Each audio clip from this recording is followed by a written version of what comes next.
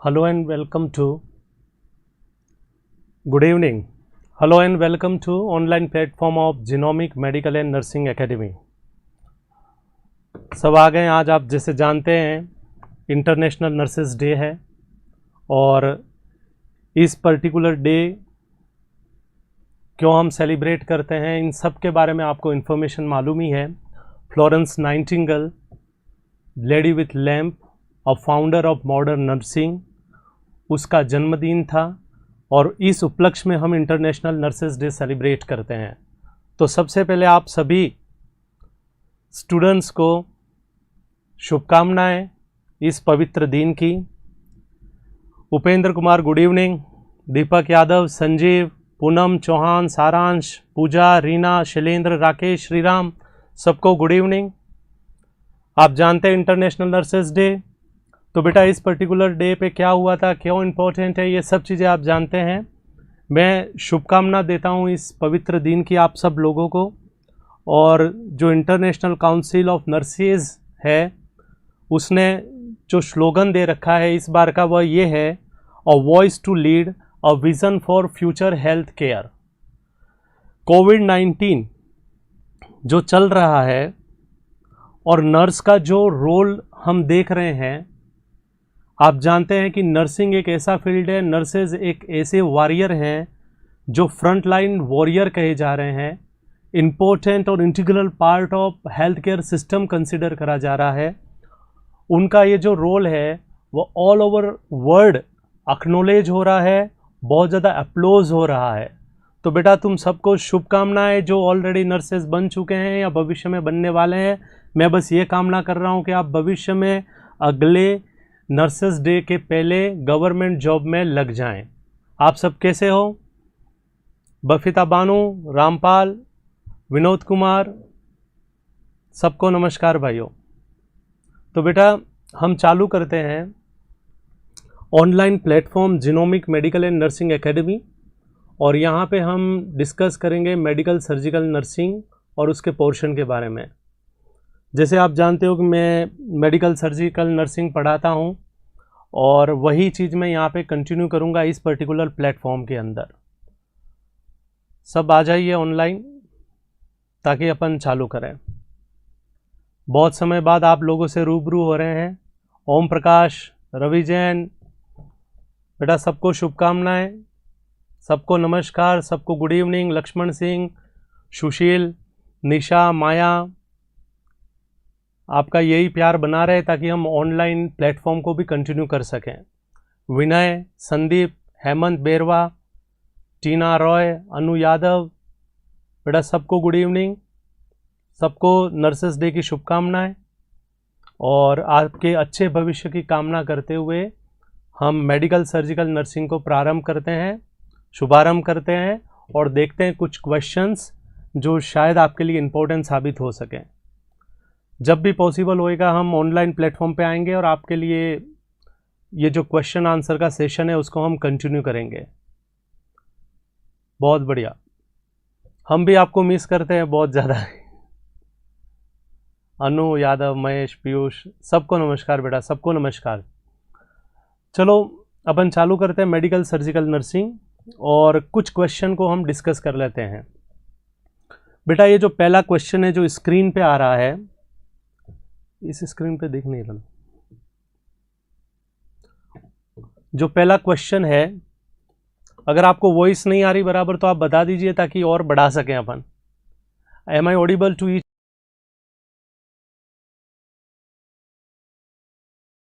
राधे राधे भाई, बहुत बढ़िया, नमस्कार नमस्कार। बेटा आप क्वेश्चन को पढ़िए ताकि अपन ज़्यादा से ज़्यादा क्वेश्चन को इस आर के अंदर निकाल सकें। तो पहला क्वेश्चन है जो स्क्रीन पे, आप इसको देखिए और आप इसको पढ़िए और आंसर भी सेम टाइम आप आंसर को लिखिए। On auscultation which finding suggest a right pneumothorax. Question है on auscultation which finding suggest a right pneumothorax. Question पूछ रहा है sign and symptoms of right pneumothorax। Option A bilateral inspiratory and expiratory crackles. अच्छा, B answer दे रहे हो आप। मैं पढ़ लूँ एक बार क्वेश्चन को? बहुत बढ़िया, शायद आप सही होंगे क्योंकि सब बी आंसर दे रहे हैं। आप इतने इंटेलिजेंट कैसे हो गए? Very nice. On auscultation which finding suggest right pneumothorax, bilateral inspiratory and expiratory crackles. Uh B option है absence of breath sound in right thorax, inspiratory wheezing in the right thorax, और चौथा option है bilateral plural friction रब। तो एक बच्चा सी भी answer दे रहे हैं। Maximum students are telling option B is correct and that can expect in right pneumothorax. तो इसका बेटा जो आंसर है, सही आंसर है, मैक्सिमम बच्चे जैसे पुनीत, शीतल, सुमित, ये जितने भी बच्चे बता रहे हैं, जो करेक्ट आंसर है वह सही में absence of breath sound in right thorax ही है। तो हमें जब भी क्वेश्चन पढ़ते हैं तो हमें ये ध्यान में रखना है कि भाई करेक्ट आंसर कौन सा है और ये आंसर इनकरेक्ट क्यों है। दो चीज़ें हमको ध्यान में होनी चाहिए, तभी आप बहुत अच्छे से क्वेश्चन का आंसर दे पाएंगे फ्यूचर के अंदर। तो यहाँ पे जैसे मैं देखता हूँ क्वेश्चन में, इसको थोड़ा सा एक्सप्लेन कर देता हूँ आपके लिए। जो क्वेश्चन पूछ रहा है वो ये कह रहा है कि भैया राइट न्यूमोथोरेक्स के अंदर क्या फाइंडिंग आएगी अस्कल्टेशन के दौरान। तो क्वेश्चन पूछ रहा है राइट न्यूमोथोरेक्स के अंदर क्या क्लिनिकल फाइंडिंग आप एक्सपेक्ट करेंगे। तो हमें मालूम होना चाहिए बच्चे न्यूमोथोरेक्स क्या है, और न्यूमोथोरेक्स के बाद आपको मालूम होने चाहिए कि उसके अंदर साइन और सिम्टम्स क्या आते हैं। जैसे यहाँ पे लिख रखा है बायलेटरल इंस्पिटोरी एंड एक्सपिटोरी क्रेकल्स। तो फर्स्ट ऑफ ऑल आप ये जो आंसर दे रहे हो अभी, तो मेरे को ये बताओ आप बच्चों कि बायलेटरल इंस्पिटोरी एंड एक्सपिटोरी क्रेकल्स कौन सी कंडीशन में सुनाई देते हैं। जल्दी से आंसर दीजिए ताकि मैं आप आगे एक्सप्लेन कर सकूं। जैसे क्वेश्चन का आंसर भी है वो तो करेक्ट है, but I want to know at the same time why one can have bilateral inspiratory and expiratory crackles. Please answer everyone apart from B, if anybody is listening और hearing, कोई बताओ। बहुत बढ़िया, अमित कुमार मीणा, एयर के accumulation की वजह से sound absence हो जाएगा। वो तो बेटा आंसर सही है, वो न्यूमोथोरेक्स की बात सही है। मैं अब ये बोल रहा हूं कि बायलेटरल इंस्पिटोरी एंड एक्सपिटोरी क्रेकल्स क्यों सुनाई देते हैं किसी इंडिविजुअल के अंदर। एम्फाइसीमा बेटा आंसर। मनालित, अस्थमा नो बेटा। Pulmonary edema, very good. Goldy Rai आपने बहुत अच्छे से आंसर दिया बेटा, क्योंकि क्रेकल्स कब सुनाई देगा तो आप जानते हैं बेटा, ये जैसे एल्वियोलाई है और इधर कैपिलरीज लीक हो रही है साहब, फ्लूइड यहां से एस्केप हो रहा है और कहीं ना कहीं आप देखते हो एल्वियोलाई के अंदर अकुमुलेट हो रहा है। मतलब इंडिविजुअल जिसको पल्मोनरी एडिमा है, इंडिविजुअल जिसको पल्मोनरी कंजेशन है, उस इंडिविजुअल के अंदर बेटा आप क्या सुनेंगे? क्रैकल सुनेंगे। तो वही मैं कह रहा हूं कि आपको ये सब ध्यान में होना चाहिए कि ये आंसर कौन से क्वेश्चन के अंदर आप सुनते हो। बहुत बढ़िया, pulmonary congestion, very good. Heart failure, very nice, बहुत बढ़िया बेटा। इसका मतलब जो पढ़ा है वो काम तो आ रहा है, क्योंकि आप जिस वे में आंसर दे रहे हो मैं काफ़ी खुश हूँ। तो ठीक है बच्चे, bilateral inspiratory and expiratory crackles are usually listen in pulmonary edema, because in pulmonary edema there is a abnormal accumulation of fluid that might happen somewhere into alveoli and result उसका वजह से इधर क्या होएगा? बबलिंग साउंड सुनाई देगा auscultation के दौरान। तो ये जो आप सुनते हो वो किस में सुनते हो? पल्मोनरी एडिमा के अंदर। बहुत बढ़िया।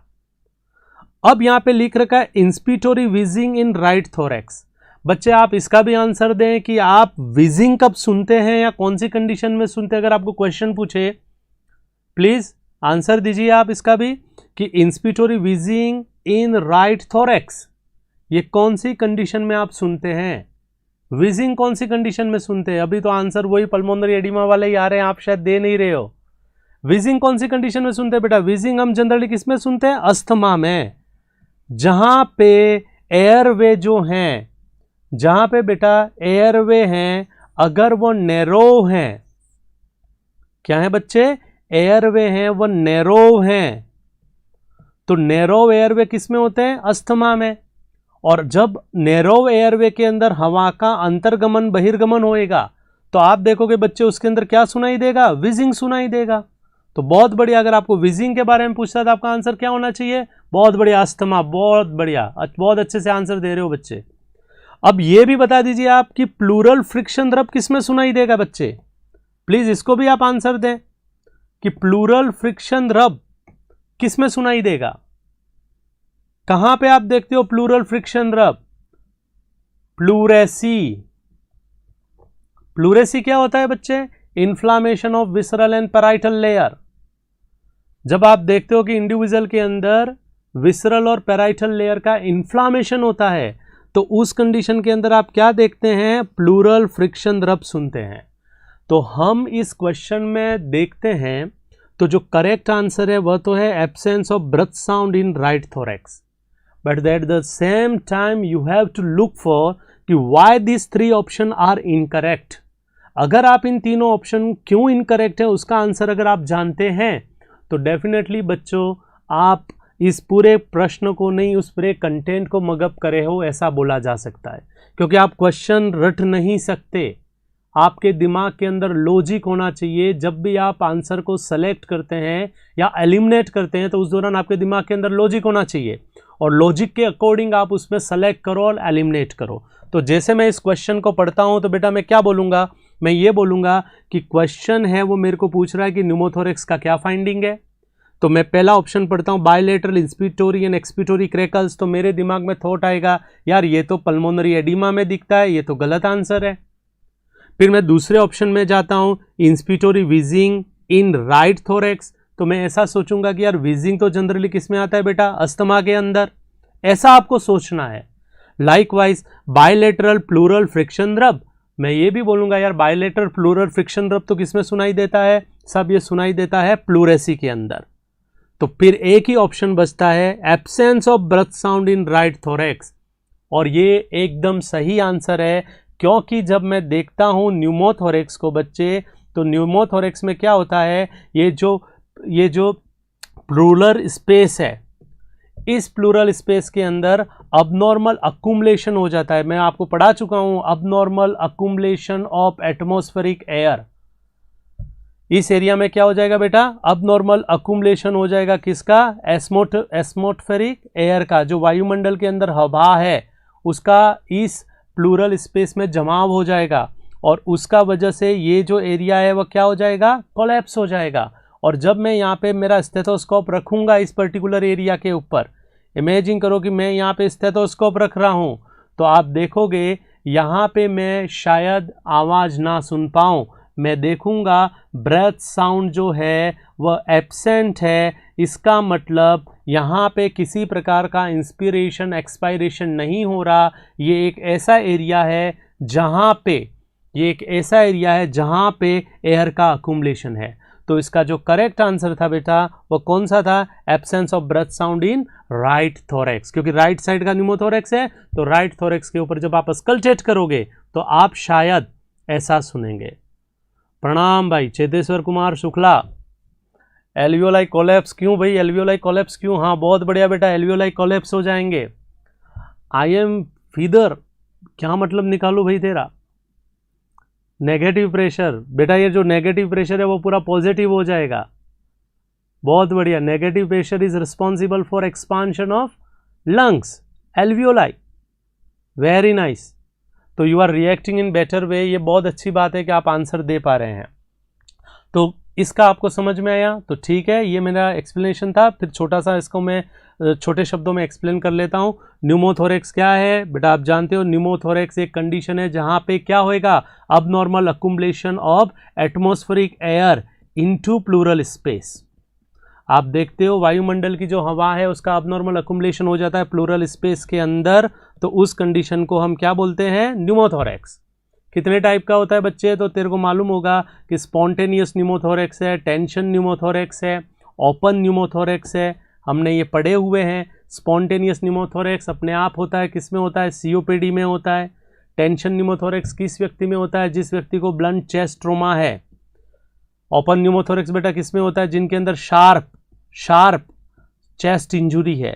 तो कहीं ना कहीं हम जब भी इन चीज़ों को डिटेल में पढ़ेंगे तो बेटा आपको मैं ये पूरा एक्सप्लेन करूँगा। बहुत बढ़िया। लेफ्ट न्यूमोथोरैक्स हो रहा, ये समझ नहीं आया आप क्या लिखना चाह रहे हैं। Anyway, well and good. ऐसा हम देखते हैं और आपको ये ध्यान में होना चाहिए। बहुत बार आपके एग्जाम के अंदर पूछा हुआ टेंशन न्यूमोथोरैक्स के क्या कॉज हैं, ओपन न्यूमोथोरेक्स का क्लासिकल फाइंडिंग क्या है, स्पॉन्टेनियस न्यूमोथोरेक्स कौन सी कंडीशन में हो रहा है। तो मैं सेम टाइम इन सब चीज़ों को तो एड्रेस नहीं कर पा रहा हूँ, मैं तो एक साथ बोल देता हूँ बेटा कि स्पॉन्टेनियस न्यूमोथोरेक्स पूछेगा तो याद रखना सबसे कॉमन कॉज है क्रॉनिक ऑब्स्ट्रक्टिव पल्मोनरी डिजीज़। आप याद रखिएगा एम्फाइसीमा एक ऐसी कंडीशन है जहाँ पे इंडिविजुअल को अपने आप न्यूमोथोरेक्स हो जाता है। लाइकवाइज बेटा टेंशन न्यूमोथोरेक्स की बात आती है तो टेंशन न्यूमोथोरेक्स में मैंने आपको बताया था, in future I will explain in detail कि टेंशन न्यूमोथोरेक्स का वजह क्या है। A patient who is placed on positive end expiratory pressure. आप जानते हैं बेटा वेंटिलेटर पे इंडिविजुअल प्लेस होता है, तो वेंटिलेटर पे प्लेस होता है तो उस इंडिविजुअल के अंदर जो दबाव बनाया जाता है एयरवे के अंदर, हाँ जी, टेंशन का काम करता है और उसका वजह से उसको क्या होता है टेंशन न्यूमोथोरेक्स। लेकिन बहुत बार बोलता है बेटा एक व्यक्ति को ब्लंट चेस्ट ट्रोमा है, कैसा चेस्ट ट्रोमा है, ब्लंट चेस्ट ट्रोमा, तो उसके अंदर कौन सा न्यूमोथोरेक्स होएगा, तो उसके अंदर तो आप लिखेंगे टेंशन। लेकिन अगर मरीज के अंदर शार्प चेस्ट ट्रोमा है, शार्प चेस्ट ट्रोमा है तो उसके अंदर आप कौन सा न्यूमोथोरेक्स देखेंगे बच्चे, उसके अंदर आप देखेंगे ओपन न्यूमोथोरेक्स। मैं थोड़ा सा शॉर्ट में इसको भी एक्सप्लेन कर देता हूं क्योंकि मैं सोच रहा हूं चीज़ों को ज़्यादा बताना, लेकिन टाइम बहुत लिमिट है, फिर भी मैं बता रहा हूं कैसे। इमेजिन करो बेटा कि ये आपका लंग्स है, अब किसी इंडिविजुअल के अंदर शार्प चेस्ट ट्रोमा हुआ। कैसा चेस्ट ट्रोमा हुआ बच्चे, शार्प। तो शार्प में ये देखो क्या हो गया, वॉल टूट गया, और वॉल टूटते ही क्या होएगा, वॉल टूटते ही जो एटमॉस्फेरिक एयर है वो अंदर आएगी और एटमॉस्फेरिक एयर है वो बाहर जाएगी। जब आपका लंग्स है वो रिकॉइल करेगा, जब यहाँ का नेगेटिव प्रेशर है तो देखोगे कि बाहर की हवा कहाँ जाएगी, अंदर की तरफ, और बाद में क्या आ जाएगी, बाहर की तरफ आ जाएगी। तो ऐसा इंटरनल एक्सटर्नल एक्सचेंज हो रहा है। तो यहाँ पे आप क्लासिकल फाइंडिंग देखेंगे, सकिंग चेस्ट वुंड, चेस्ट के ऊपर एक वुंड होएगा, कैसा बेटा, सकिंग चेस्ट वुंड।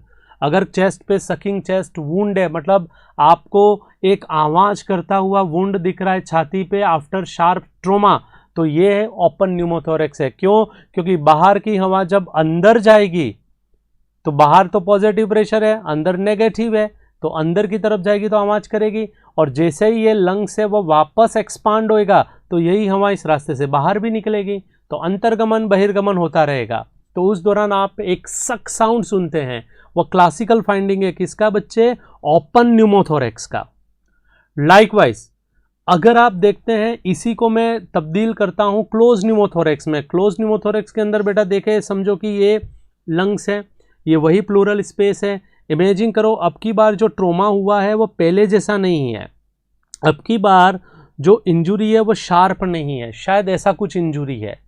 तो यहाँ पे क्या होने वाला है, यहाँ पे ये होने वाला है कि जब ये लंग्स है वह रिकॉइल करेगा तो उस दौरान तो साहब यहाँ से जो एयर है, एटमॉस्फेरिक एयर है, वह क्या होगी बच्चे, अंदर की तरफ जाएगी। लेकिन जब लंग्स वापस की एक्सपांड करेगा तो बेटा एक्सपांड करेगा तो ये जो एयर है वो बाहर निकलने का कोशिश करेगा, लेकिन वो बाहर ना निकल के ये जो एरिया है वो ऐसा क्लोज हो जाएगा, क्योंकि ये इसके ऊपर पिस्टन की तरह काम करेगा। तो यहाँ पे जो एंट्री होगी वो कैसी होगी बेटा, वन वे एंट्री होगी। आप इसको क्या बोलेंगे, वन वे एंट्री। और वन वे एंट्री होगी तो हर बार जब इंडिविजुअल एक्सलेशन कर रहा है, मतलब हवा को बाहर निकाल रहा है, उस समय ये जो हवा है वह अंदर आएगी। लेकिन जब वह इनहलेशन करेगा उस दौरान ये बाहर नहीं जा पाएगी, तो अंदर की तरफ आप देखोगे टेंशन क्रिएट होएगा, और ब्रेथ जैसे जैसे लेगा तो ये लंग्स है वो धीरे धीरे धीरे करके क्या हो जाएगा बच्चे, कोलैप्स हो जाएगा। तो जब भी हम देखते हैं ब्लंट चेस्ट ट्रोमा होता है, कैसा ट्रोमा होता है बेटा, ब्लंट चेस्ट ट्रोमा। उस ब्लंट चेस्ट ट्रोमा के अंदर आप देखते हो तो इंडिविजुअल के अंदर क्या होने वाला है, इंडिविजुअल के अंदर इस प्रकार का न्यूमोथोरेक्स हो सकता है। तो यहाँ पे मैं क्लियर करता हूँ, ये जो हम पहला क्वेश्चन देख रहे थे बच्चे, न्यूमोथोरेक्स, तो many questions has been I have seen in many examination regarding this particular topic. क्यों, तो सीधा आंसर है न्यूमोथोरेक्स का वजह से क्या होने वाला है बेटा, न्यूमोथोरेक्स का वजह से अक्यूट इमरजेंसी क्रिएट हो सकती है, क्योंकि लंग्स कोलैप्स हो गया। अगर लंग्स कोलैप्स हो गया तो आप जानते हो respiration, inhalation, acceleration, diffusion, ventilation और इंडिविजुअल का सर्वाइव भी थ्रेटन कंडीशन में हो जाने वाला है। तो ठीक है, ये पहला क्वेश्चन है, बहुत से क्वेश्चन बनेंगे, बहुत सारा डिस्कशन करेंगे, जैसे टाइम निकलेगा आई will explain you. Many things regarding many topics. तो चलो हम नेक्स्ट क्वेश्चन की तरफ चलते हैं, नहीं तो आपको भी लगेगा कि कुछ ज़्यादा पढ़ाया ही नहीं। तो नेक्स्ट क्वेश्चन देखते हैं बेटा क्या है। स्क्रीन पे आप एक बार देखो और जल्दी से इसका आंसर दीजिए। A client arterial glucose level R S follow. एक पेशेंट है जिसके अंदर एबीजी कराया हुआ है। जल्दी से आंसर दो इस क्वेश्चन को पढ़ के। बहुत बढ़िया, जल्दी से answer they. A client arterial glucose level R S follow. इसका पीएच कितना है? पीएच है भाई 7.31। Partial pressure of carbon dioxide क्या है? Partial pressure of carbon dioxide है 65 mm ऑफ Hg। और बाइकार्बोनेट का लेवल क्या है? बाइकार्बोनेट का लेवल है 25 मिली इक्विवेलेंट पर लीटर। तो which of the following sign or symptoms would nurse expect? बहुत बढ़िया। अब आप आंसर दे रहे हैं, बी आंसर है इसका। जैसे यहां पे क्वेश्चन के अंदर एबीजी के बेटा पैरामीटर लिख रखे हैं। देखो क्वेश्चन को समझो पहले अच्छे से। विकास जी आप मेरे को ये बताइए, ये जो बी आंसर दे रहे हो वो बच्चा ये बताइए कि ये जो कंडीशन आप बी आंसर दे रहे हो वो साइन और सिम्टम्स किसका है? ये जो बी आंसर दे रहे हो वो साइन और सिम्टम्स किसका है? क्यों दे रहे हो फ्लश्ड स्किन? आप तो टाइप कर सकते हो, लिख सकते हो। प्लीज जल्दी बताइए ताकि मैं यहाँ पे और बच्चों को बता सकूं कि आप भी जानते हैं इस चीज के बारे में। Very nice. Irritability, acidosis. Acidosis कौन सा एसिडोसिस भाई? Flushed look. फ्लश्ड लुक क्यों आता है? इन सब के आंसर दो मेरे को यहाँ पे। बहुत बढ़िया, ये तो टू वे कम्युनिकेशन है। रेस्पिरेटरी एसिडोसिस हुआ है। बहुत बढ़िया, ये रेस्पिरेटरी एसिडोसिस बोल रहा है। सपना जी सही बता रही है, रेस्पिरेटरी एसिडोसिस। बहुत बढ़िया बेटा। अंकिता जी वेरी गुड। इरिटेबिलिटी हो सकती है। दिनेश बहुत फास्ट इसमें आ रहे हैं, बहुत बढ़िया बेटा। अब मैं बताता हूं, देखो इस क्वेश्चन के अंदर क्या पूछा है, क्या लिंक पॉइंट है वो आपको आइडेंटिफाई करना है। इसमें एबीजी के पैरामीटर दे रखे हैं और एबीजी के पैरामीटर दे रखे हैं और उसके बाद आंसर में दे रखे हैं साइन और सिम्टम्स। मतलब आपको ये करना है बेटा कि एबीजी के पैरामीटर को देख के, एबीजी के पैरामीटर को देख के आपको ये कंक्लूड करना है कि ये कौन सी अबनॉर्मलिटीज है, ये कौन सा इम्बैलेंस है, और फिर उस इम्बैलेंस का साइन और सिम्टम्स देखना है कि क्या वो इनमें से कोई है। बहुत बड़े हाइपोक्सिया का फर्स्ट साइन इरिटेशन है। Respiratory acidosis lead. बहुत कोरोना से कौन सा न्यूमोथोरेक्स होता है?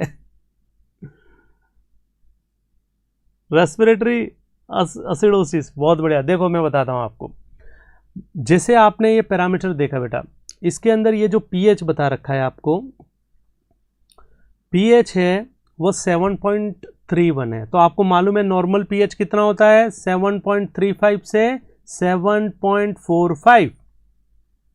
इसका मतलब इसका पीएच 7.35 से कम है, तो ये कंडीशन कौन सी हो गई? तो साइड में आप लिख लेना एसिडोसिस। क्या लिखेंगे बेटा? एसिडोसिस।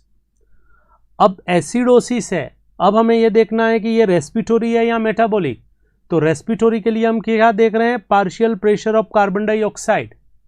अब आप जानते हो कि बेटा कार्बन डाइऑक्साइड क्या है, तो इतना सा याद रखना कि कार्बन डाइऑक्साइड जो है वह एक प्रकार का वोलेटाइल एसिड है। क्या है बच्चे? Volatile acid.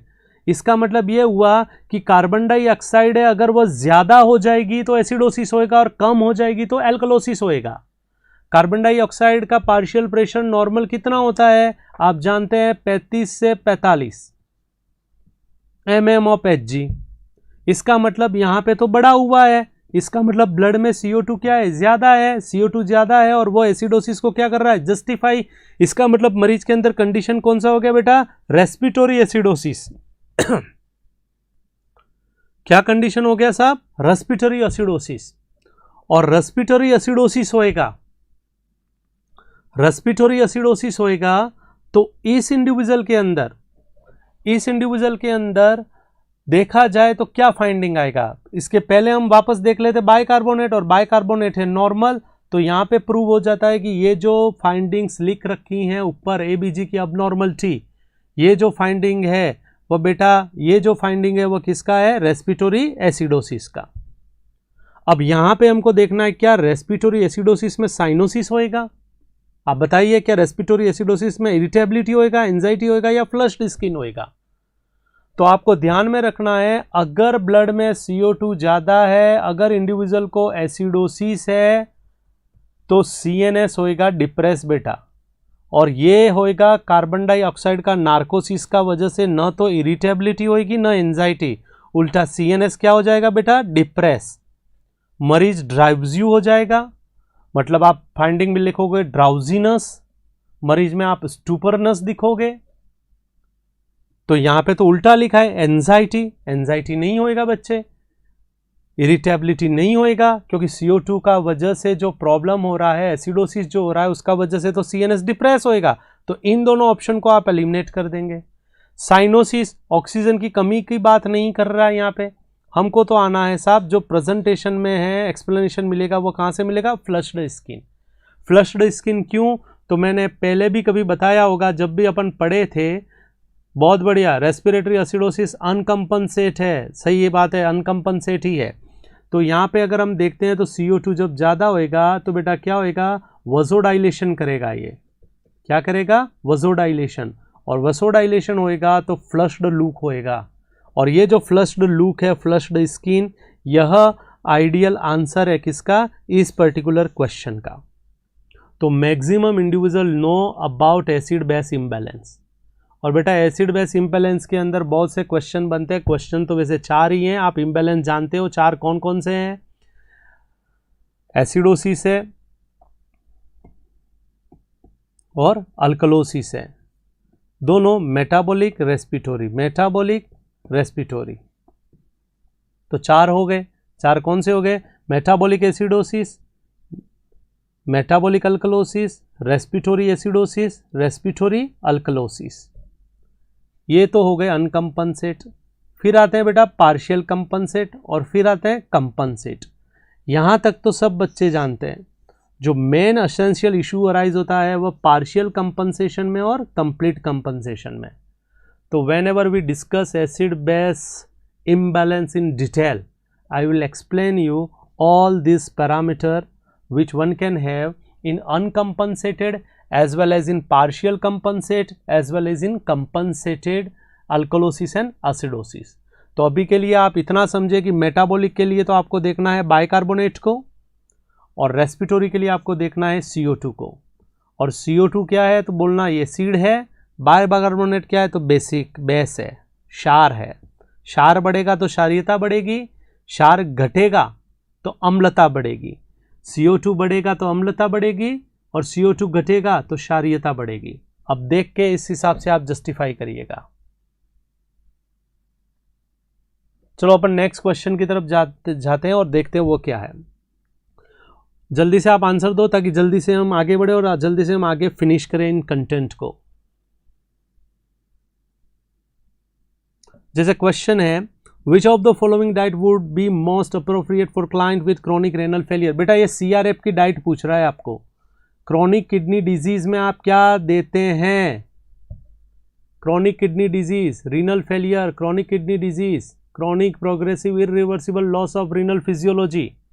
अगर किसी व्यक्ति का GFR है वो लेस देन 60 ml है लास्ट के 3 मंथ तक, अगर 3 महीने से किसी व्यक्ति का GFR है वह 60 ml पर मिनट से कम रहा होगा तो उस कंडीशन को हम क्या बोलते हैं, क्रॉनिक किडनी डिजीज बोलते हैं। अच्छा सी आंसर है, धीरज D बोल रहा है। धीरज D क्या है, लो प्रोटीन और हाई पोटेशियम। बेटा C answer maximum individual are answering, Shweta, Pallavi, ये मनोज, दीपेश, बहुत बढ़िया C, very good. Most of you people know about chronic kidney disease. अब आप देखिए जो बच्चे आंसर सही नहीं दे पा रहे हैं वो क्यों नहीं दे पा रहे उसको अपन देख लेते हैं। बेटा आपको CKD के बारे में नॉलेज होना चाहिए क्योंकि एक कॉमन कंसर्न्स है, कॉमन मेटाबॉलिक इश्यूज है जो मोस्ट ऑफ इंडिविजुअल में come across when you deliver your nursing care in any hospital setup. तो अभी देखते हैं कि CKD के अंदर डाइट क्या है, क्यों देते हैं इसी diet. See, maximum individual are answering see, very good. Mohit, Shilpa, Ankit, Hariom, Dinesh, Yogesh, Anita, very nice बेटा। अच्छा ये बताइए, क्या सीकेडी के अंदर ये डाइट क्यों देते हैं, उसका आंसर भी आप बताइए। हाई प्रोटीन देना चाहिए सीकेडी में, हाई प्रोटीन अपन देते हैं सीकेडी के अंदर, हाई प्रोटीन यहां पे भी आया है सेम, हाई पोटेशियम दे सकते हैं, हाई कैल्शियम दे सकते हैं। तो सीकेडी में होता क्या है वो पहले अपन देख लेते हैं, तो हमारा आंसर बहुत इजी हो जाएगा। बेटा सीकेडी के अंदर जो किडनी है वह डिजीज्ड है, जो किडनी है वह अपनी मेटाबॉलिक फिजियोलॉजी को गवर्न नहीं कर पा रही है, और कहीं ना कहीं किडनी है वह फिल्टर का काम नहीं करेगी बच्चे, तो ब्लड के अंदर क्या होएगा, ब्लड यूरिया नाइट्रोजन के लेवल बढ़ जाएंगे, इंडिविजुअल के अंदर फ्लूइड और इलेक्ट्रोलाइट का इम्बैलेंस होएगा, और इंडिविजुअल के अंदर तीसरा इम्बैलेंस किसका होएगा, एसिड बेस का।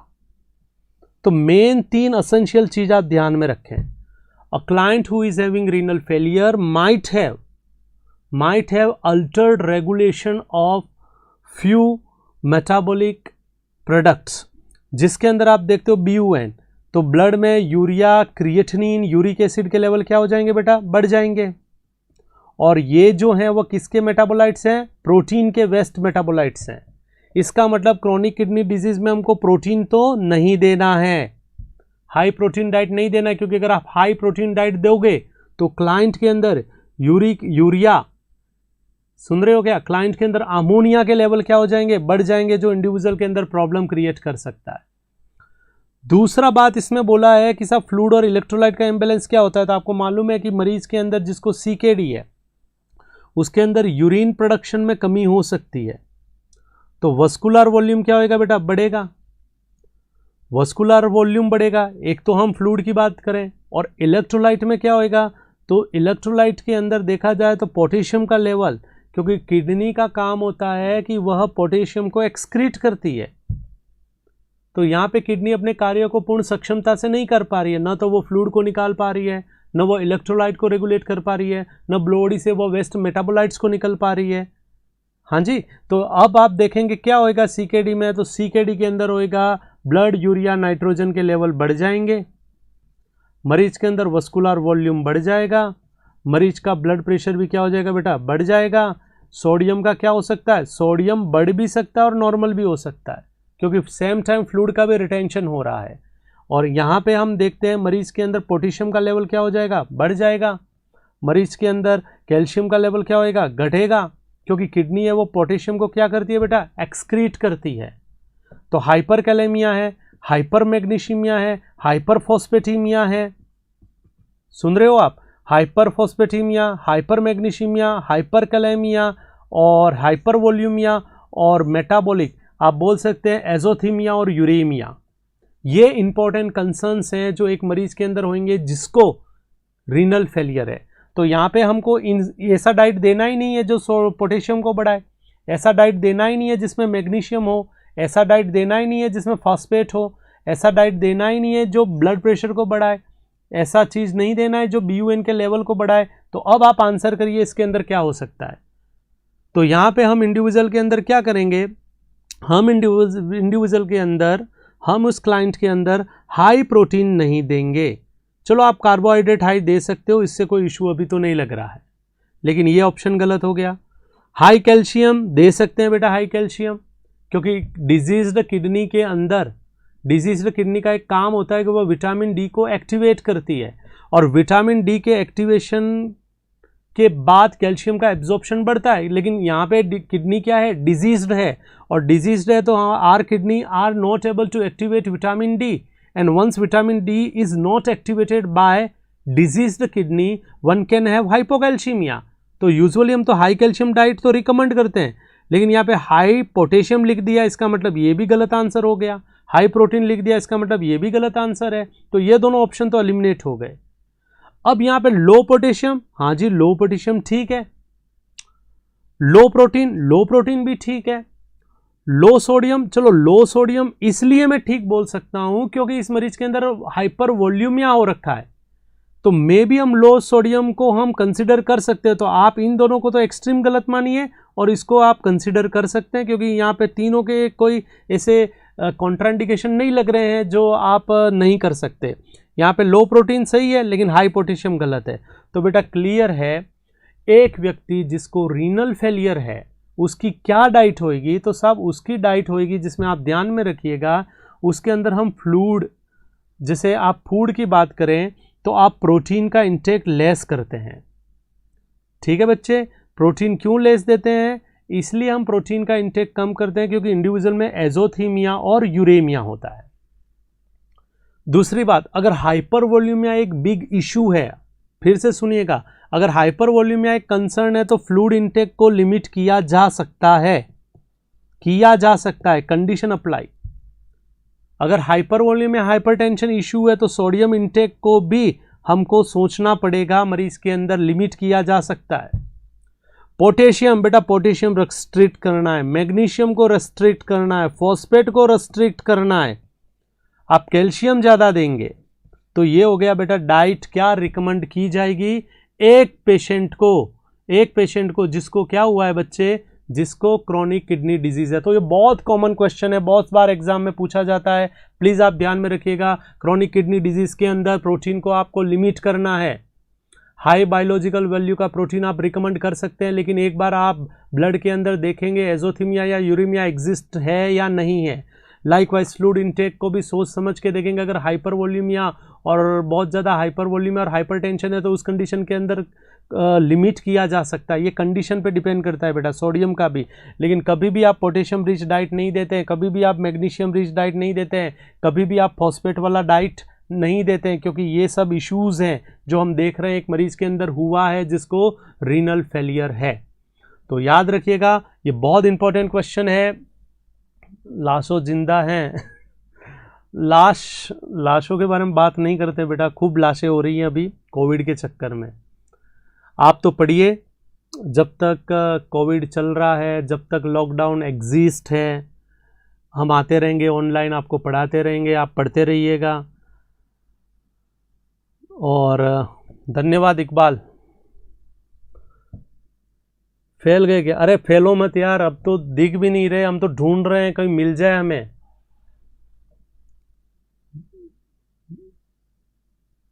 राजू बड़ा हो गया है बेटा अब। गौरव आजा कभी मिल। चलो बहुत बढ़िया, आप कमेंट तो दे रहे हो, जिंदे हो, ये बहुत बड़ी बात है बेटा। जो व्यक्ति जिंदा, और डॉक्टर CHO राजस्थान भाई क्या कर रहा है यहाँ, ज्वाइन कर जल्दी से, बहुत जल्दी जाके आप ज्वाइन करो, जहाँ पे भी हो ज्वाइनिंग कर लो, ट्रीटमेंट चालू कर दो आप। महान नर्स, बहुत बढ़िया। नर्स से नहीं बेटा, अपना नोबल प्रोफेशन है। आप याद रखिएगा, अपने प्रोफेशन में अपन स्वयं अपने प्रोफेशन के व्यक्तियों को आप इज्जत नहीं देंगे तो दूसरों से आप इज्जत की अपेक्षा ना करें। नर्स में सबसे बड़ी बात यही होती है कि अपन दूसरों को महान समझते हैं, लेकिन नर्स कितनी महान है वो अब मालूम पड़ रहा है सबको। आज तो बहुत सारे, अरे भाई मिस यू भाई साहब, सबको हम भी मिस करते हैं। बहुत बढ़िया बेटा, गरीब नहीं हो तुम, अमीर हो, समय चेंज हो गया बेटा। बहुत बढ़िया, चलो आप आए हो, पढ़ो। मनीष शर्मा जी, राम राम जी, पढ़िए आप। देखो, अगर आप ऑनलाइन आते हैं, ऑनलाइन रिएक्ट करते हैं, हमको ये फील होता है कि आप आ रहे हैं, पढ़ना चाहते हैं, तो definitely we will continue online classes.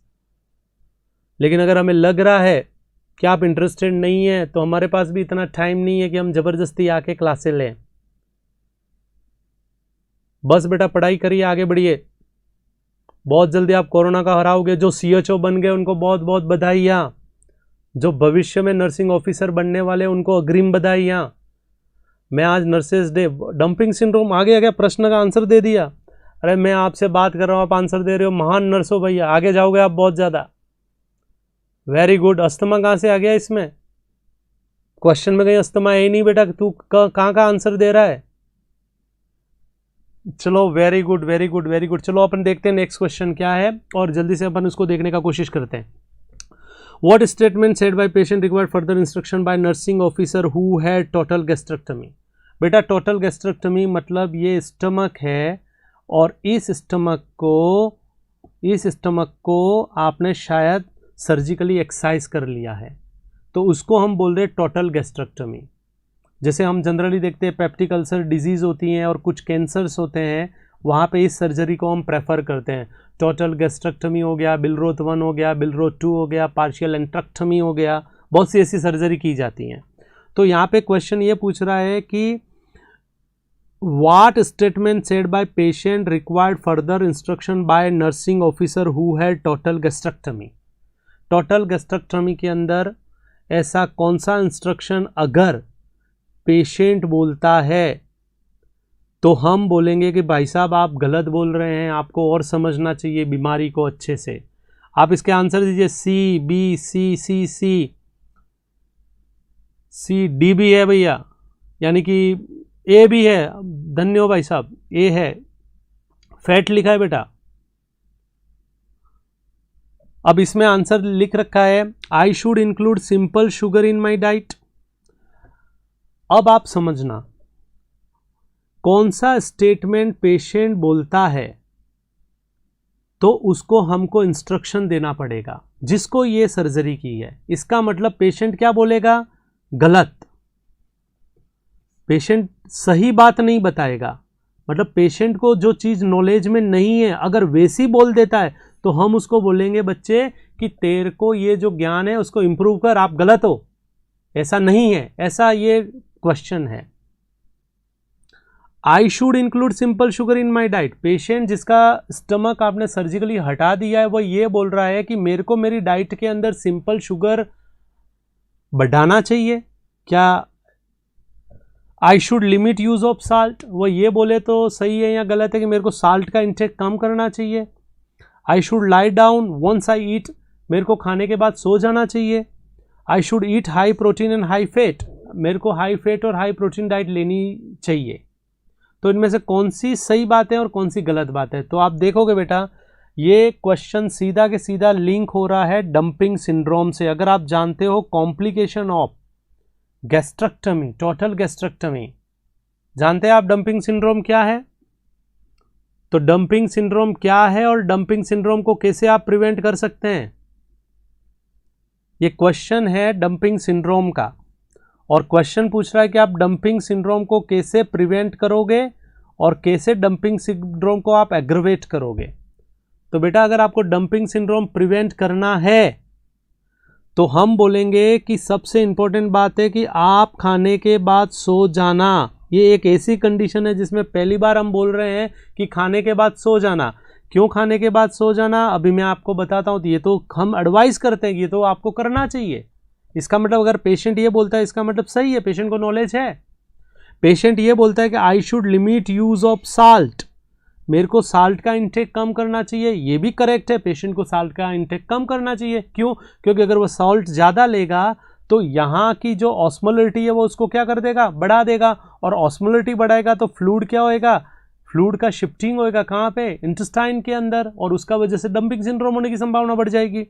तो ये दोनों तो करेक्ट है कि अगर पेशेंट ऐसा बोलता है तो सही है। पेशेंट ये बोल रहा है कि मेरे को सिंपल शुगर मेरी डाइट में इंक्लूड करना चाहिए। बेटा सिंपल शुगर अगर पेशेंट अपनी डाइट में लाता है तो वो सिंपल शुगर से तो क्या होएगा? ऑस्मोलरिटी बढ़ेगी, और ऑस्मोलरिटी बढ़ेगी तो आप देखोगे डंपिंग सिंड्रोम होने की संभावना बढ़ेगी। इसका मतलब ये गलत स्टेटमेंट है। तो हम इसको चौथे को भी वेरीफाई कर रहे हैं, क्या वो सही है या गलत है? आई शुड ईट हाई प्रोटीन और हाई फैट। हाई प्रोटीन और हाई फैट से इतना इशू अराइज नहीं होएगा जितना शुगर से होएगा। तो यहाँ पे सिंपल है कि अगर कोई इंडिविजुअल, अगर कोई पेशेंट जिसको टोटल गैस्ट्रेक्टमी है तो हम उसको क्या एडवाइस करते हैं? हम उसको एडवाइस करते हैं कि आपको खाने के बाद सो जाना चाहिए। Yes sir.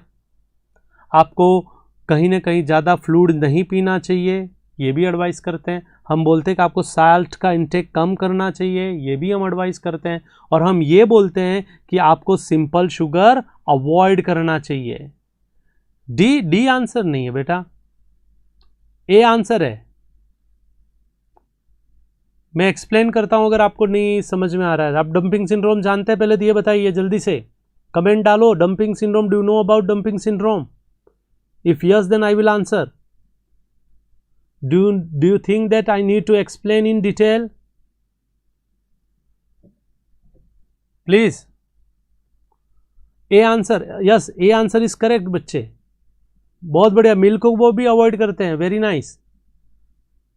तो क्या डाइट हम रिकमेंड करेंगे? देखो, डंपिंग सिंड्रोम को प्रिवेंट करना है तो आप उस इंडिविजुअल के अंदर कार्बोहाइड्रेट इंटेक को कम करेंगे, नंबर एक, मतलब जितना भी सिंपल शुगर है उसको लिमिट करेंगे। दूसरा, आप उस इंडिविजुअल के अंदर सोडियम इंटेक को क्या करेंगे बेटा? कम करेंगे। आप उस क्लाइंट के अंदर प्रोटीन और फैट का इंटेक है उसको आप एवरेज रख सकते हैं। आप इंडिविजुअल को खाने के बाद लाई डाउन होने के बारे में बोलते हैं कि खा के आप सो जाओ, और मिल्क के जो प्रोडक्ट्स हैं, डेयरी प्रोडक्ट्स, उनको हम अवॉइड करने के बारे में बोलते हैं। तो डंपिंग सिंड्रोम को प्रिवेंट करना है, डंपिंग सिंड्रोम को प्रिवेंट करना है। बहुत बढ़िया, रैपिड गैस्ट्रिक एम्पटिंग, बहुत बढ़िया बच्चे। तो डंपिंग सिंड्रोम को प्रिवेंट करना है तो आप क्या एजुकेट करेंगे? आप उस पेशेंट को एजुकेट करेंगे कि आपको कार्बोहाइड्रेट का इंटेक कम लेना है, आपको सिंपल शुगर कम लेना है, आपको सोडियम का इंटेक कम लेना है, क्योंकि ये तीनों के तीनों चीज़ें क्या करेंगी? इंटेस्टाइन के अंदर की ऑस्मोलरिटी को क्या करेंगी? बढ़ाएंगी, और ऑस्मोलरिटी बढ़ेगी तो इंडिविजुअल के अंदर डंपिंग सिंड्रोम होने की संभावना क्या हो जाएगी बेटा? बढ़ जाएगी। ये तो आपको मालूम ही है, ठीक है। लाई डाउन इसलिए हम बोलते हैं ताकि जल्दी से रैपिड एम्पटिंग ना हो जाए। Rapid emptying of gastric content in intestine को प्रिवेंट करने के लिए हम लाई डाउन के बारे में बोलते हैं, ताकि एक साथ पेट में नहीं पहुंच जाए, एक साथ इंटेस्टाइन में नहीं पहुंच जाए। और इंटेस्टाइन में अगर एक साथ नहीं पहुंचेगा तो आप देखोगे उस इंडिविजुअल के अंदर ऐसा होने की संभावना क्या हो जाएगी? कम हो जाएगी। इसलिए हम इंस्ट्रक्ट करते हैं। और मिल्क और डेयरी प्रोडक्ट, बेटा मिल्क और डेयरी प्रोडक्ट को भी आप अवॉइड करिएगा। तो ये बेसिक एजुकेशन हम देते हैं इस पेशेंट को जिसको डंपिंग सिंड्रोम है। तो वेरी नाइस, ये आपको मालूम था। हम और देखते हैं next, which bacteria is associated, जल्दी से आंसर करो, एक छोटा सा क्वेश्चन है ये। तो विच bacteria is associated with peptic ulcer disease and cancer of stomach? आप जानते हैं H pylori, H pylori generally कहाँ हैबिटेंट होता है बेटा? स्टमक के अंदर, पाइलोरिक रीजन में। और यही बैक्टीरिया है जो रिस्पॉन्सिबल है काहे के लिए? रिस्पॉन्सिबल है कैंसर के लिए भी, और रिस्पॉन्सिबल काहे के लिए बच्चे? ये रिस्पॉन्सिबल है काहे के लिए? ये रिस्पॉन्सिबल है पेप्टिक अल्सर डिजीज के लिए। अब ई कोलाई क्या होता है? ई कोलाई तो इंटेस्टाइन में हम जनरली एक्सपेक्ट करते हैं, और इन दोनों का यहाँ पे कोई लिंक निकलता नहीं है। तो ये बहुत बढ़िया, आप ये आंसर दे रहे हो, बहुत रिटार्ड वे में दे रहे हो। You have to answer in as early as possible. Once you read question you have to answer, तुरंत आप आंसर दीजिए। तो बहुत बार क्वेश्चन पूछा गया है कि कैंसर, हाँ मेंशन नहीं करा था और ऐसे पूछा था एग्जाम के अंदर कि इंडिविजुअल को कैंसर है तो कैंसर के लिए कौन सा बायोलॉजिकल एजेंट रिस्पॉन्सिबल हो सकता है। अभी उधर एक ऑप्शन में एच पाइलोराई लिखा हुआ था, तो वो कहना यही चाह रहा था कि एच पाइलोराई का वजह से इंडिविजुअल को स्टमक कैंसर हो सकता है। तो जो भी इंडिया लो सोशियो इकोनॉमिक एरिया है जहाँ पे एच पाइलोराई यूजुअली हम एक्सपेक्ट करते हैं। तो ठीक है, हम नेक्स्ट क्वेश्चन की तरफ मूव करते हैं। Nurse is trying to communicate with patient, जल्दी से पढ़िए और जल्दी से आंसर दीजिए ताकि हम ज़्यादा से ज़्यादा क्वेश्चन को कर सकें। Be fast, please go through this question and answer as early as possible.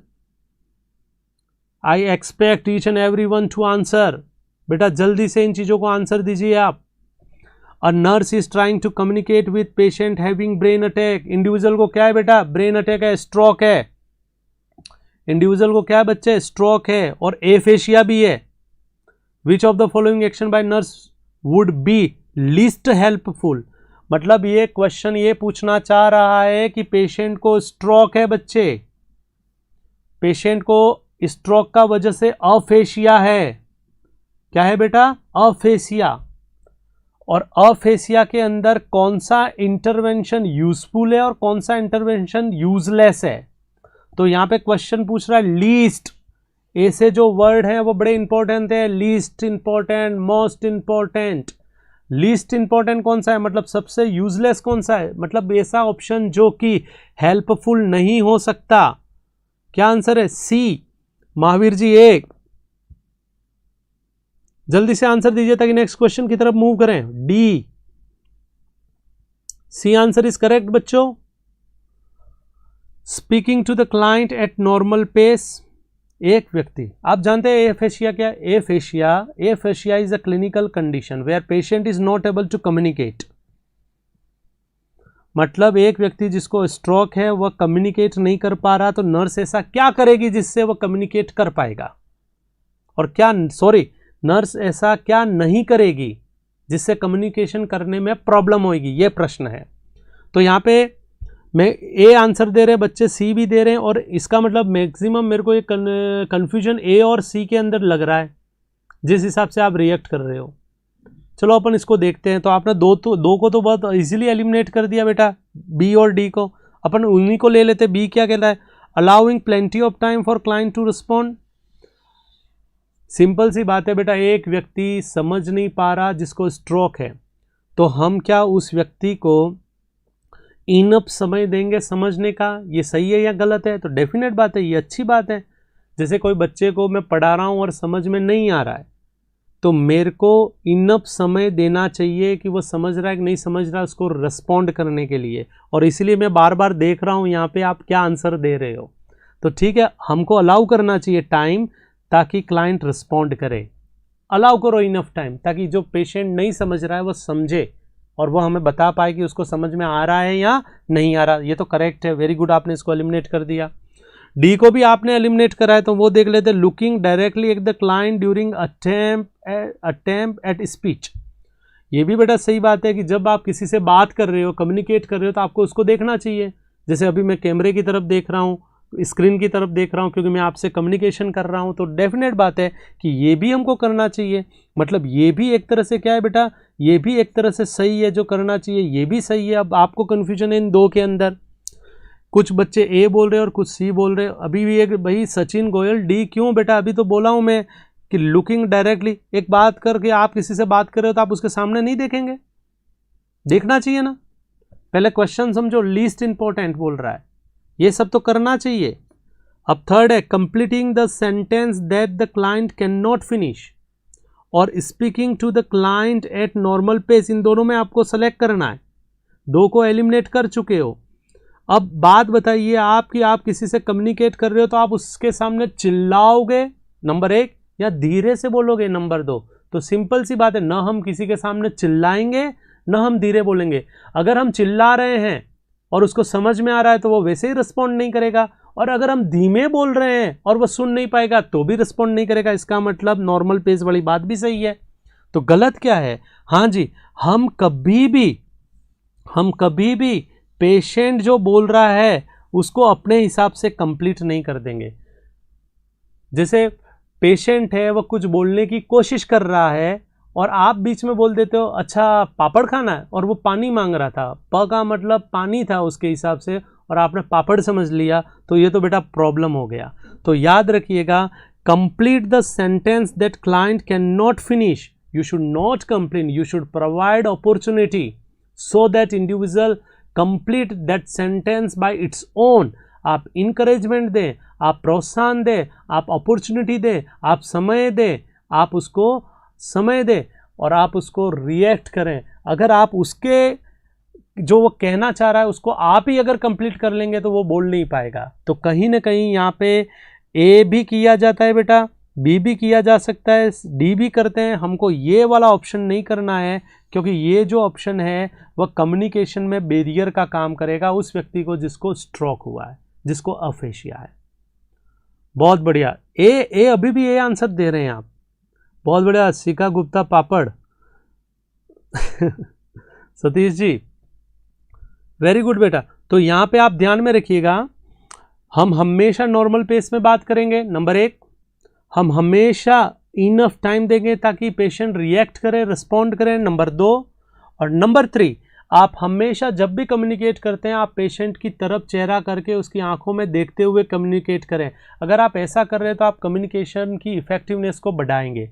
लेकिन अगर आप पेशेंट जो बोलना चाह रहा है उसको आप अपने हिसाब से ही कंप्लीट कर दोगे तो कहीं ना कहीं कम्युनिकेशन प्रभावी नहीं होएगा। तो यहाँ पे आप इस चीज़ को हटा सकते हैं और ये एक लिस्ट इंपॉर्टेंट एक्शन माना जाएगा। लाइकवाइज जल्दी से आंसर दीजिए, द कॉज ऑफ, जल्दी आंसर दीजिए ताकि हम और आगे से क्वेश्चन को देख सके बच्चे, please. The cause of dash dash failure is impaired blood supply to kidney. कौन सा कारण इनमें से है जो इंडिविजुअल के अंदर रीनल फेलियर कर रहा है? इस कारण का क्या नाम हो सकता है? Pre renal, intra renal, post renal या पेरी रीनल? पेरी रीनल जैसा कोई काज नहीं है, ये तीनों के तीनों पेरी ही हैं।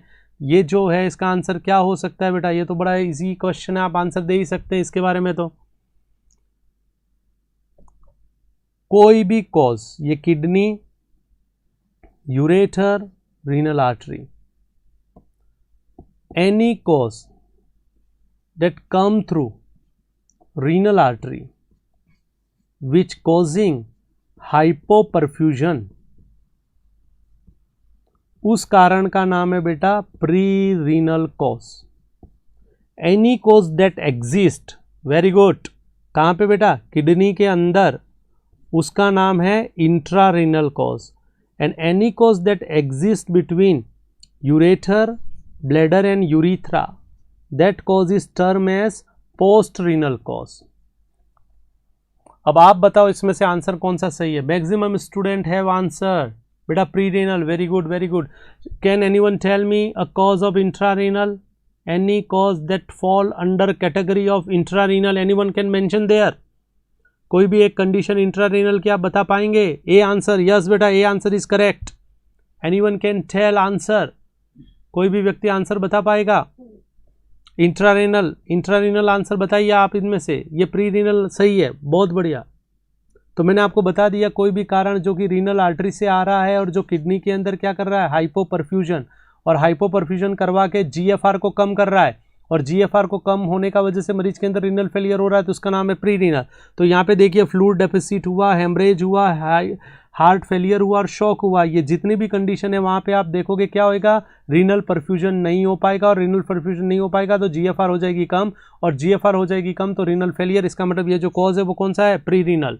पाइलोनेफ्राइटिस, वेरी गुड बेटा। Nephritis, myoglobinuria, haemoglobinuria, acute tubular necrosis, there are certain medication. Very good, most of people have answered in better way बेटा, बहुत बढ़िया, शानदार, आपने ये बता दिया है। इसी प्रकार और भी मेंशन कर दो आप, पोस्ट रीनल के भी बता दो ताकि मैं आश्वस्त हो जाऊं। Post renal causes of renal failure, anyone can tell me post renal causes, where exactly these lies? वो कहाँ पे रहते हैं बेटा? पोस्ट रीनल causes कहाँ पे मिलेंगे आपको? यूरेटर में, ब्लैडर में और यूरिथ्रा में, प्लीज मेंशन। बताइए। नहीं, ग्लैमेरुलोनेफ्राइटिस, बहुत बढ़िया, ये सब ये कॉज इंट्रारीनल है बेटा। पोस्ट रीनल कॉजेज आप मेंशन करिए। जैसे मैं आपको बताता हूं किसी इंडिविजुअल के अंदर क्या है, किसी इंडिविजुअल के अंदर बिनाइन इनलार्जमेंट ऑफ प्रोस्टेट है, यूरिथ्रल स्ट्रिक्चर है, प्रोस्टेट कैंसर है, ब्लैडर का कैंसर है, यूरोटरोवेसिकल जंक्शन का माल फॉर्मेशन है, ये सब पोस्ट रीनल कॉजेज हैं। तो आप बहुत बढ़िया, बहुत बढ़िया, you are answering in better way, बहुत बढ़िया। तो ठीक है, बस ये कंसेप्ट आपके दिमाग में क्लैरिफाइड होना चाहिए कि प्री रीनल कौन सा है, पोस्ट रीनल कौन सा है, इंट्रा रीनल कौन सा है। मैं लास्ट बार बोल रहा हूँ, प्री रीनल किडनी से प्रायर है, किडनी के बिफोर है, intra renal with in kidney है, पोस्ट रीनल बिहाइंड किडनी है। पोस्ट रीनल कहाँ पे है? यूरेटर, ब्लैडर और यूरिथ्रा में। इंट्रा रीनल कहाँ पे है? किडनी में। और प्री रीनल कहाँ पे बच्चे? प्री रीनल कहाँ पे है? कहीं ना कहीं रीनल आर्टरी से आ रहा है। बहुत बढ़िया। ये कर रहा है हाइपोपरफ्यूजन, ये कर रहा है इंजुरी ऑफ रीनल पैरेन्काइमा, और ये थर्ड वाला क्या कर रहा है बेटा? Altered urinary elimination. बहुत बढ़िया। चलो नेक्स्ट क्वेश्चन की तरफ जानते हैं। आप बहुत बढ़िया आंसर दे रहे हो, I am proud of you बच्चे, बहुत शानदार आप आंसर दे रहे हो। Which lab parameter nurse can expect in a client with Addison disease? जल्दी से बताइए, एडिसन डिजीज में क्या लैब पैरामीटर देते हैं? एडिसन डिजीज में क्या होता है? Hypo physiology, hypo endocrine state है बेटा किसकी? एड्रिनल ग्लैंड, जानते हैं आप? Adrenal gland, hypo secretion of corticosteroid and mineralocorticoids. प्रश्न पूछ रहा है कि एक मरीज जिसको एडिसन डिजीज है उसके अंदर आप क्या एक्सपेक्ट करेंगे लैब पैरामीटर? तो आप जानते हैं एडिसन डिजीज में क्या होएगा? इसको बोलते हैं बेटा प्राइमरी एड्रिनल इनसफिशिएंसी, जहां पे आप देखते हो कॉर्टिकोस्टेरॉइड और मिनरलोकॉर्टिकॉइड्स के लेवल्स क्या हो गए बेटा? कम हो गए। बहुत बढ़िया, जल्दी से बताइए आप, इसका आंसर क्या हो सकता है? कॉर्टिकोस्ट और मिनरोकॉर्टिकॉइड्स, मतलब एक इंडिविजुअल जिसके अंदर कॉर्टिजोल कॉर्टिजोन के लेवल कम है, मिनरल और कॉर्टिकॉइड्स का लेवल कम है। अब आप उस क्लाइंट के अंदर क्या देखेंगे? कॉर्टिजोल कम है तो बेटा हाइपोग्लाइसीमिया होएगा।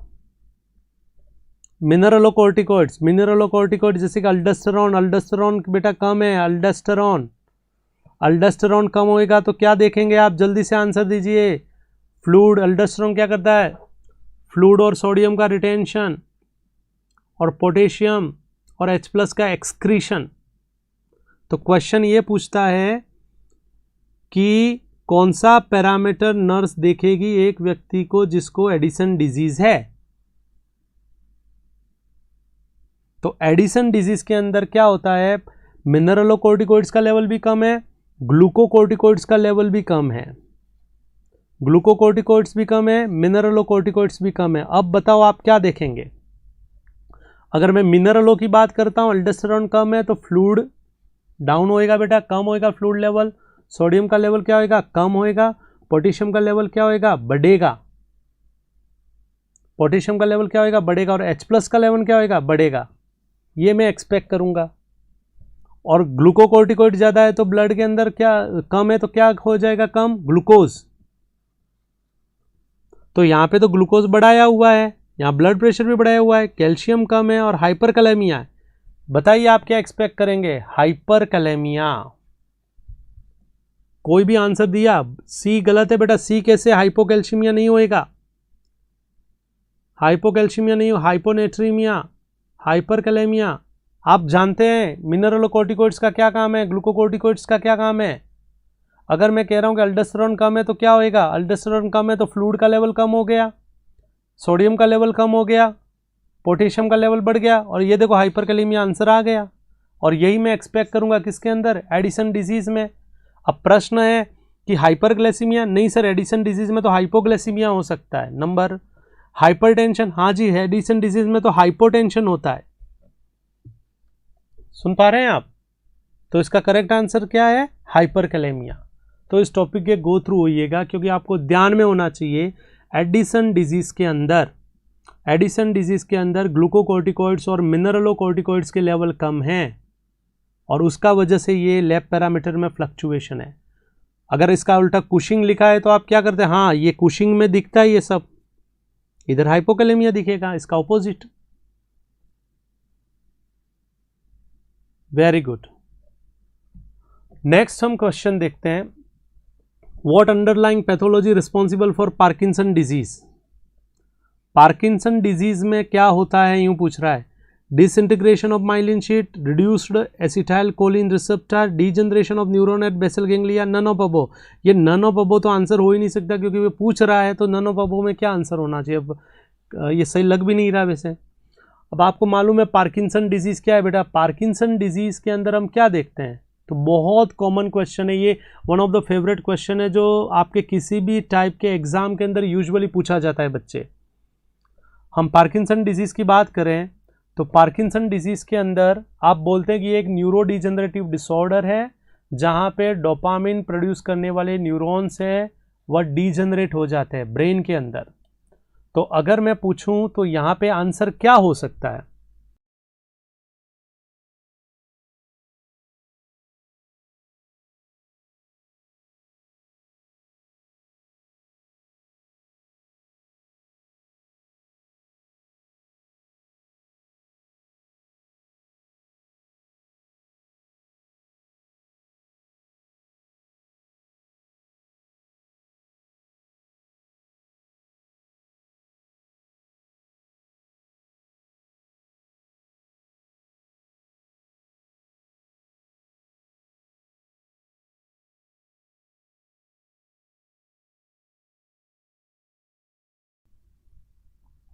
हो गया, चलो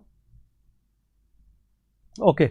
बेटा देखिए, ये जितने भी क्वेश्चन आपको genomic medical and nursing academy में पढ़ाए जा रहे हैं, उनके अगर आपको पीडीएफ चाहिए तो टेलीग्राम के ऊपर एक चैनल क्रिएट कर रखा है genomic medical and nursing academy, वहाँ पे जाके आप इन PDF को ले सकते हो। ये जितने भी question we are discussing on online platform, if you want their PDF you can get it from Telegram channel. Telegram का जो लिंक है, जो चैनल का नाम है वो वही है genomic medical and nursing academy, जहाँ से आप प्राप्त कर सकते हैं। तो ये इन्फॉर्मेशन मैं कन्वे करना चाह रहा था, समझ में आया आपको? अगर इन क्वेश्चन की PDF अगर आपको चाहिए तो आप वहाँ से प्राप्त कर सकते हो। बहुत बढ़िया बेटा। Most of people know the answer of this question, but could you tell me in which condition one can expect disintegration of myelin sheath? ऐसी कौन सी कंडीशन है जहाँ पे आप देख रहे हो डिसइंटीग्रेशन हो रहा है माइलिन शीट का? कौन सी ऐसी कंडीशन है जहाँ पे ACH रिसेप्टर हैं वो रिड्यूस हो रहे हैं? आप मेंशन करो। कर लिया ज्वाइन, बहुत बढ़िया। भीम तू यार बड़ा होशियार छोरा है यार, इन सबको मैसेज कन्वे कर, बहुत बढ़िया। आपको इनका PDF चाहिए या और भी कोई PDF हम बनाते हैं, जैसे हम कंटेंट को जब पढ़ाएंगे तो कुछ ऐसी चीज़ें जो आप वहाँ से भी प्राप्त कर सकते। बहुत बढ़िया। Pars compacta substantia nigra, very nice. आप तो बहुत आगे हो गए यार भाई। अब मैं सोच रहा हूँ पढ़ाऊँगा नहीं पढ़ाऊँ। पार्किंसन डिजीज, बेटा बहुत बढ़िया। पहला क्वेश्चन, पार्किंसन डिजीज क्या है? न्यूरो डिजेनरेटिव डिसऑर्डर, ये आंसर है पहला। दूसरा क्वेश्चन, पार्किंसन डिजीज में कौन सा न्यूरोट्रांसमीटर अफेक्ट होता है? Dopamine, very good. तीसरा क्वेश्चन, पार्किंसन डिजीज के अंदर कौन से न्यूरॉन्स कहाँ पे डैमेज होते हैं? तो आप जानते हो बेटा, बेसल गेंगलिया, सब्सटेंशिया नाइग्रा, और सब्सटेंशिया नाइग्रा पार्ट कंपैक्टा और पार्ट रेटिकुलेटा होता है। ये मैं पढ़ा चुका हूँ आपको। तो बेसल गेंगलिया अगर आपको पूछता है तो आप बोल सकते हो बेसल गेंगलिया इन्वॉल्व है, क्योंकि बेसल गेंगलिया में जो पाए जाने वाले न्यूरॉन्स है वो क्या हो गए बेटा? डीजनरेट, उसका वजह से ये प्रॉब्लम है। तो याद रखिएगा, बेसल गेंगलिया के अंदर सब्सटेंशिया नाइग्रा, ये जो सब्सटेंशिया नाइग्रा है वहाँ पे डोपामिन को प्रोड्यूस करने वाले न्यूरॉन्स होते हैं, और ये जो न्यूरॉन्स होते हैं वो डोपामिन को रिलीज करते हैं बेटा।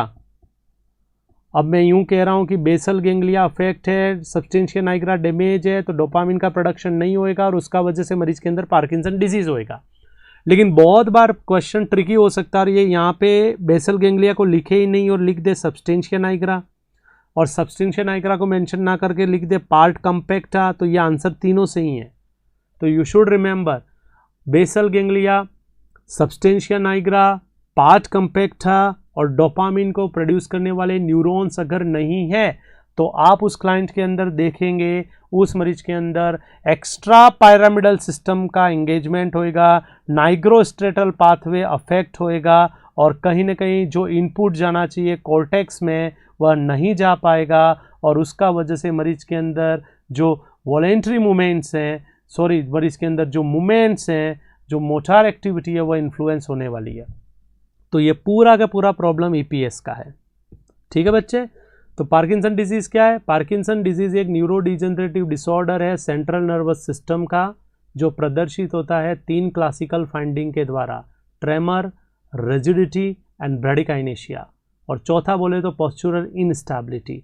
और उसका वजह क्या है? उसका वजह है डोपामिन का प्रॉपर मात्रा में सिक्रीशन नहीं हो पाना, सिंथेसिस नहीं हो पाना, रिलीज नहीं हो पाना, और EPS का इन्फ्लुएंस होना मरीज में ऐसा एक्टिविटी और ऐसे डिसऑर्डर को क्रिएट करता है। तो इसका आंसर है degeneration of neurons which present at basal ganglia. Disintegration of myelin sheath, ये आप मल्टीपल स्क्लेरोसिस में दे सकते हो बेटा। माइलिन शीट की बात अगर हम करें तो माइलिन शीट है वो कहाँ पे अफेक्ट होती है? तो बहुत सी कंडीशंस होती हैं जहाँ पे हम देख सकते हैं। ACH का भी यहाँ पे बात नहीं आ रहा, क्योंकि ये आप देखेंगे किसके अंदर, ये आप देखेंगे मरीज के अंदर माइस्थेनिया ग्रेविस में। नन ऑफ वो आंसर है नहीं, ये आंसर सही है। तो आप ध्यान में रखिएगा। पार्किंसन है, पार्किंसन डिजीज़ है, उसके बारे में बहुत से क्वेश्चन बनते हैं। Pill rolling movement, monotonous speech, very good बच्चे। Tremor, rigidity, bradykinesia, postural instability. चौथा अगर पूछे क्लासिकल फाइंडिंग तो क्या बोलेंगे? Postural instability. कौन सा टोन होता है? Monotonous speech. कैसा फेस होता है? Expressionless face. Drooling of saliva, shuffling gait, कौन सा? वेरी गुड, बहुत बढ़िया बेटा। कौन से स्टेप्स होती है, कौन सी पोस्चर होती है, जल्दी से आंसर दीजिए। Stooped posture, very nice. चलो बहुत बढ़िया, बच्चों ने लिखा है, मैं लिख देता हूं। ब्रेडिकाइनेशिया, ट्रेमर, रिजिडिटी, पोस्चुरल इंस्टेबिलिटी। मैं फुल फॉर्म इसलिए नहीं लिख रहा क्योंकि ये टाइम ज़्यादा कंज्यूम कर रही है। ब्रेडिकाइनेशिया, ट्रेमर, रिजिडिटी, पोस्चुरल इंस्टेबिलिटी। और अगर हम देखें तो स्टूप्ड पोस्चर, प्रोपल्सिव गेट, बहुत बढ़िया। Stooped, mask like face, drooling of saliva, monotonous speech, shuffling, ये सब शब्द आने चाहिए। बहुत बढ़िया बेटा। ड्रूलिंग ऑफ सलाइवा, कॉन्स्टिपेशन होएगा क्या? अच्छा ये बताइए इसके अंदर क्या कॉम्प्लिकेशन हो सकता है? जिसको पार्किंसन डिजीज है, क्या उसको एस्पिरेट हो सकता है, फॉल हो सकता है, सेल्फ केयर डेफिसिट हो सकता है? ये सब नर्सिंग कंसर्न है बेटा। Very good, you know about all, I am proud of you. चलो तो ये कुछ क्वेश्चन है। अब एक लास्ट क्वेश्चन देख लेते हैं। माइस्थीनिया ग्रेविस में क्या एक्सपेक्ट नहीं करते? तो बेटा माइस्थीनिया ग्रेविस में अगर आप न्यूरोमस्कुलर जंक्शन की बात करते हैं तो वहाँ पे क्या प्रॉब्लम होती है? तो वहाँ पे सीधी सी बात है, myasthenia gravis is a disorder of peripheral nervous system characterized by weakness and fatigueness of voluntary muscles. क्या होएगा बेटा? वीकनेस होएगा, फटीगनेस होएगा, किसका? वॉलेंट्री मसल का। और वॉलेंट्री मसल्स में वीकनेस और फटीगनेस होएगा। तो आप देखेंगे मरीज के अंदर इसका वजह क्या है, तो वजह निकलेगा मायोन्यूरल जंक्शन, कि मायोन्यूरल जंक्शन पे जो नर्व ट्रांसमिशन होना चाहिए था वह नहीं हो पाया। अब प्रश्न है कि मायोन्यूरल जंक्शन पे नर्व ट्रांसमिशन क्यों नहीं हो पाया? उसका सिंपल आंसर है, मायोन्यूरल जंक्शन पे अगर कोलिनेस्टेरेज बढ़ा हुआ है, अगर एसिटाइलकोलिन का लेवल कम है, और अगर मरीज के अंदर एसिटाइलकोलिन के रिसेप्टर है वह डिमिनिश है, तो कहीं ना कहीं आप देखोगे जो नर्व ट्रांसमिशन होना चाहिए वह नहीं हो पाएगा। तो ये तीनों चीज़ें रिस्पॉन्सिबल है काहे के लिए? ये तीनों option, option A, option C और option D are usually expect at myoneural junction in myasthenia gravis. जबकि ये चीज़ नहीं देखते हम, ये तो हम चाहेंगे कि मरीज में हो जाए, इसलिए हम दवाई देंगे नियोस्टिजमिन, पाइरिडोस्टिगमिन। अच्छा बताइए ड्रग ऑफ चॉइस क्या है? पहला क्वेश्चन, माइस्थीनिया ग्रेविस के अंदर कौन सी मसल्स अफेक्ट होती हैं? नंबर दूसरा क्वेश्चन, माइस्थीनिया ग्रेविस का सबसे कॉमन कॉम्प्लिकेशन क्या है? क्वेश्चन नंबर 3, माइस्थीनिया ग्रेविस का क्लासिकल फाइंडिंग क्या है? आंसर दीजिए आप इसमें।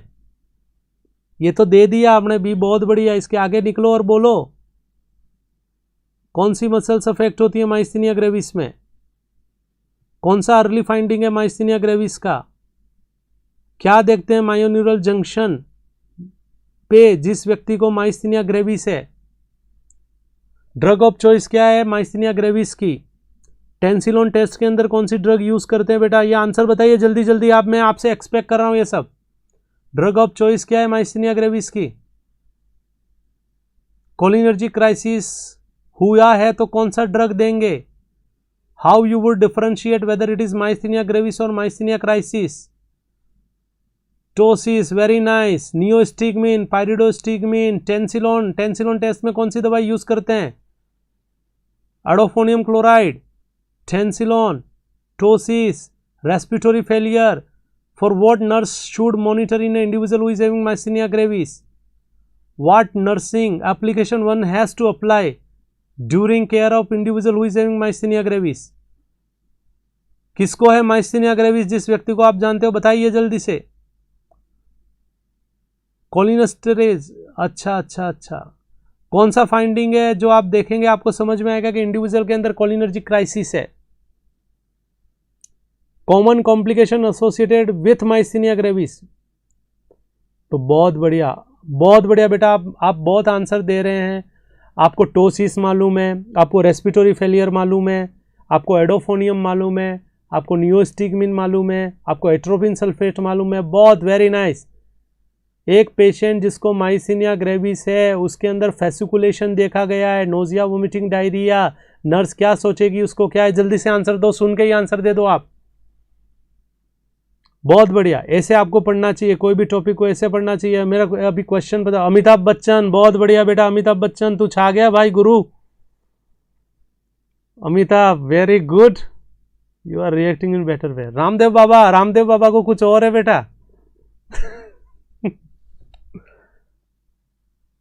Constricted pupil, Swati Rai you are excellent बेटा। Constricted pupil, good answer. What drug you will administered, what is antidote? Antidote क्या है, किसी ने मेंशन अभी तक नहीं करा एंटीडोट? Atropine sulphate. बहुत बढ़िया बच्चे, बहुत बढ़िया। तो आज का समय बेटा यहीं हम समाप्त करते हैं। एक बार फिर मैं आपको शुभकामनाएं देता हूं नर्सेज डे पे। आपको प्राउड फील करना चाहिए कि आप इस नोबल प्रोफेशन के पार्ट हो। आप अपने आप में संपूर्ण हो, आप अपने आप में संपूर्ण हो। और आजकल तो हर लोग विश करते हैं कि काश हमने नर्सिंग करी। और आपका जो स्कोप है बेटा, एग्ज़ाम ये वो काफ़ी कुछ है, आप इंटरनेशनल क्वालिफाइड इंडिविजुअल हैं क्योंकि आपने नर्सिंग करी है। नर्सिंग एक ऐसी डिग्री है, बहुत बढ़िया, नर्सिंग एक ऐसी डिग्री है, इस सर्टिफिकेट के बिहाफ पे आप कहीं भी बहुत इजीली वर्क कर सकते हैं। तो thank you very much and once again I wish you a very happy nurses day to each and every individual. Thank you बेटा, थैंक यू वेरी मच।